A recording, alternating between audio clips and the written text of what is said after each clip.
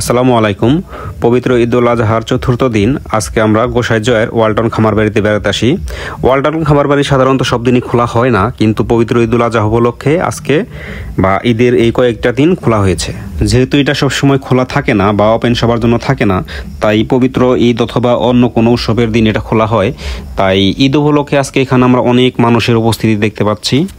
এই ঈদের সময়টায় বন্ধের মধ্যে টাঙ্গাইল বা এই আশেপাশে থেকে অনেক মানুষ এখানে বেড়াতে আসে। আজকেও এর কমতি নেই, যেহেতু আজকে ঈদের ছুটি আছে তাই অনেক মানুষ এখানে বেড়াতে আসছে। কিন্তু এখানে সকলেই আসলেও এখানে একটা প্রবলেম আমরা দেখতে পেলাম, এখানে খামার বাড়ির মূল বাড়ির ভেতরে কাউকে প্রবেশ করতে দেওয়া হচ্ছে না। এটা যদি আমরা জানতে চাইলাম যে কেন প্রবেশ করতে দেওয়া হচ্ছে না, তারা বলল মানুষ নাকি এখানকার ফুল ছিঁড়ে এবং আমগুলো ছিঁড়ে ফেলছে, জাম খাচ্ছে, এই কারণে কর্তৃপক্ষ এখানে ঢুকতে নিষেধাজ্ঞা জারি করেছে। তাই আমরা একটু অপেক্ষা করে এই বাহিরের যে দৃশ্যটা আছে গল্ফ কোর্টে আমরা অপেক্ষা করি এবং এখানেই মনোরম দৃশ্য আমরা দেখতে থাকি। এখানে মনোরম দৃশ্য দেখতে দেখতে এবং কিছুক্ষণ অপেক্ষা করতে করতে আমরা জানতে পারি একটা সময় যে 30 মিনিটের জন্য নাকি মূল বাড়িতে প্রবেশ করার অনুমতি দেওয়া হয়েছে। তাই আমরা অপেক্ষা না করে তাড়াতাড়ি চলে যাই মূল বাড়ির ভেতরে দেখার জন্য।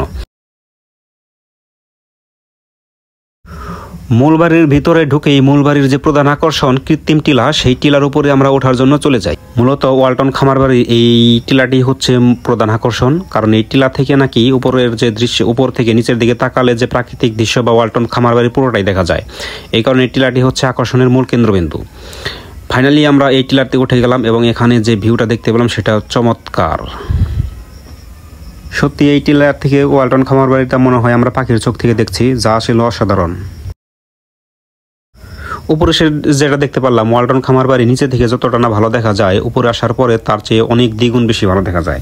কারণ এখানে আমি পুরো বাড়িটা এক চোখে এক নজরে দেখতে পাচ্ছিলাম। এখানে সকলেই এসে পুরো বাড়ির যে ভিউটা এখানে দেখা যাচ্ছিল, মানুষজন দেখা যাচ্ছিল, এখানে প্রাকৃতিক দৃশ্য দেখা যাচ্ছিল। উপর থেকে টিলার দেখার পরে এই যে আমি আস্তে আস্তে নেমে যাচ্ছি সকলের সাথে।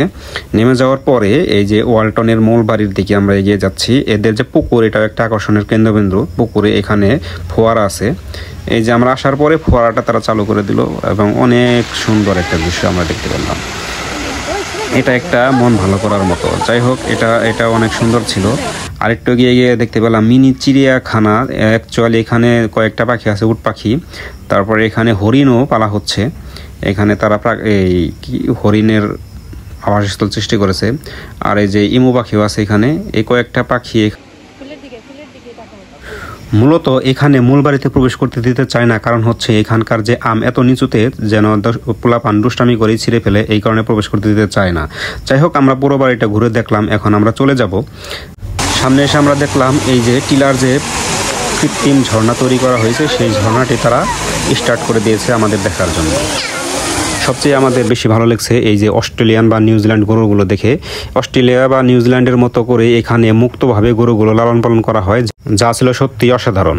আর হ্যাঁ, এই খামার বাড়িটা ঘুরে দেখতে হলে আপনাকে অবশ্যই ঈদের মধ্যে আসতে হবে অথবা শক্তিশালী রেফারেন্স নিয়ে আসতে হবে। ধন্যবাদ সকলকেই।